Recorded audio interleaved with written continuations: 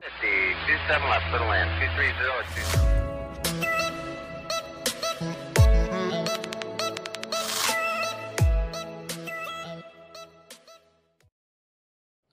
আচ্ছা, আকাশের রাস্তার ব্যাপারে তো আমি অনেক আগে বলছি, এবার আরও একটু আলোকপাত করি অ্যাকচুয়ালি ম্যাপ দিয়ে। যদিও এটা আইপ্যাডের ZF Pro যেটা আছে একটু ওল্ডার ভার্সন, এখানে কিছু কিছু ওয়ে পয়েন্টের নাম পরিবর্তন আছে, তো আমার যেহেতু আপডেটেড ভার্সনটা নাই, তবু আমি মোটামুটি দেখা দিচ্ছি। এটা হচ্ছে মোটামুটি বাংলাদেশের মানচিত্র, আমাদের বাংলাদেশের মানচিত্র। আর আপনারা অনেকেই বলেন যে আমাদের সেটা হচ্ছে যে আমাদের সমুদ্র সীমা আমাদের কতটুকু ভিতরে, এই সমুদ্র সীমাটা হচ্ছে আমাদের এতটুকু ভিতরে, এইটাই লালটা দেখতে পাচ্ছেন, এইটুকু দাগটা। অর্থাৎ যে কোনো উড়োজাহাজ এইখানে প্রবেশ করলে বা এদিক থেকে প্রবেশ করলে তাকে টোল দিতে হবে। এখন দেখা যাক যে আকাশের রাস্তার কুলা মোটামুটি কত ধরনের। এটা হচ্ছে আমাদের, আমরা বলি VGHS বা ঢাকা। ঢাকা থেকে একটা আপনার রুট গেছে আপনার সিলেট, আপনার যেটাকে বলে হুইস্কি 1, এটা হচ্ছে আমাদের সিলেট। আর সিলেটের দূরত্বটা হচ্ছে আমাদের এখানে আসবে, এটাতে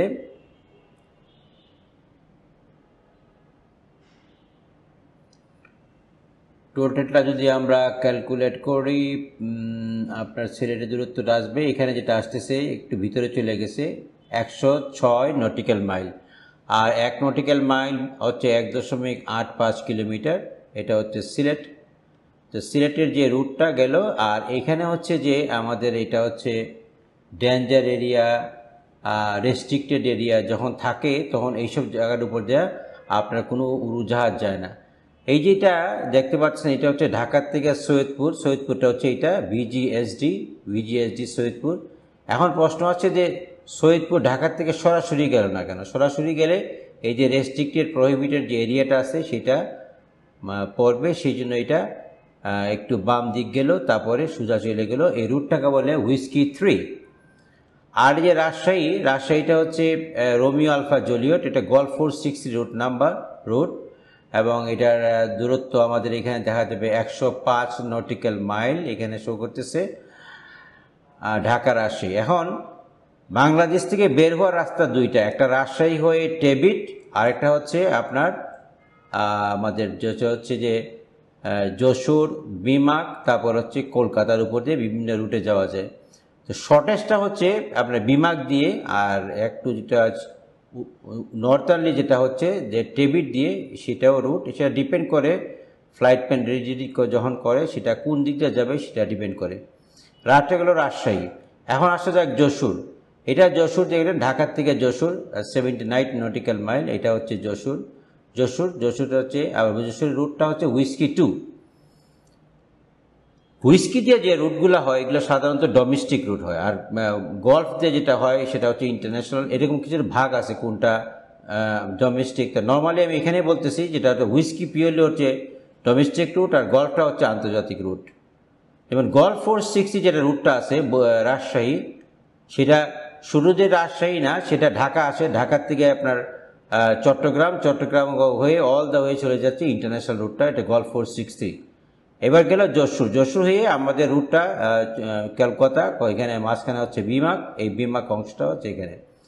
তারপরে আসা যাক বরিশাল হচ্ছে এইটা হচ্ছে হুইস্কি 9, ঢাকার থেকে বরিশাল আমাদের কিলোমিটার হচ্ছে 61 নটিক্যাল মাইল ঢাকা থেকে বরিশাল। আর এটা হচ্ছে গল্ফ 460 ঢাকা থেকে আপনার চট্টগ্রাম, আমাদের এটা হচ্ছে চট্টগ্রাম, আর এর দূরত্ব হচ্ছে 123 নটিক্যাল মাইল। তারপরে কক্সবাজার থেকে, চট্টগ্রাম থেকে কক্সবাজার আছে, সেটা দূরত্ব হচ্ছে 49 নটিক্যাল মাইল, এটা হচ্ছে আমাদের কক্সবাজার। আবার কক্সবাজারে যখন এইসব ফায়ারিং জোন হয়, এই জায়গাটাগুলোতে নেভিতে ফায়ারিং হয়, তখন এটাকে কক্সবাজার রুটটা ঘুরে হয় গল্ফ 460 দিয়ে এসে তারপরে হুইস্কি 15 দিয়ে আপনি চলে যায় কক্সবাজার, তখন এই জায়গাটাকে অ্যাভয়েড করে।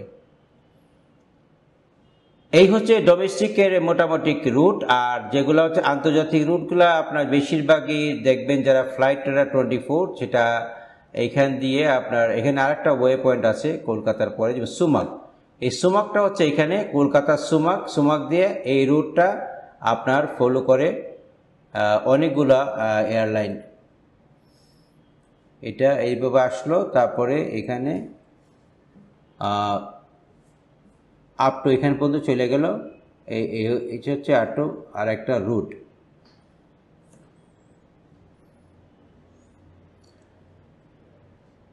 সমুদ্র পৃষ্ঠের থেকে ওরা সরাসরি চলে যায়।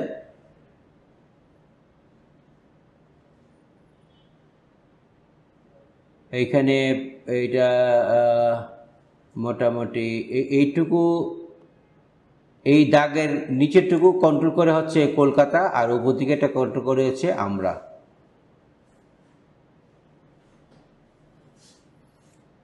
আবার এই যে এখানের যে আছে, এটা ডান দিক দিয়ে আমরা ঢাকা এফআইআর, এদিক থেকে কলকাতা এফআইআর। এই হচ্ছে মোটামুটি বাংলাদেশ থেকে বের করলো 3টা রুট। একটা হচ্ছে সুমাক, একটা হচ্ছে বিমাক, আর একটা হচ্ছে এখানে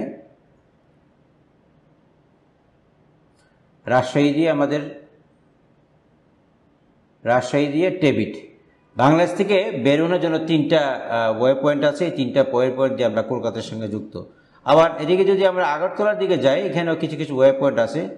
এবং আরেকটা জিনিস আমি অনেকে বলছিলেন যে কুমিল্লা থেকে যতক্ষণ কুমিল্লাতে যে আগরতলা যখন যায়, তখন এই রুটটা আপনার সবসময় কুমিল্লার উপর দিয়ে, আপনারা দেখতে পাচ্ছেন কুমিল্লা থেকে আগরতলা সরাসরি আগরতলা যাবে না, কারণ এখানে একটা কিছুটা রেস্ট্রিক্টেড জোন আছে, এই জন্য এটাকে ভাগ করে এখানে দেওয়া আছে। আজ এই পর্যন্তই যে আকাশপথের রাস্তা, সেটা আপনারা দেখতে পাচ্ছেন এখানে হাই বোল্ড করে দেওয়া আছে।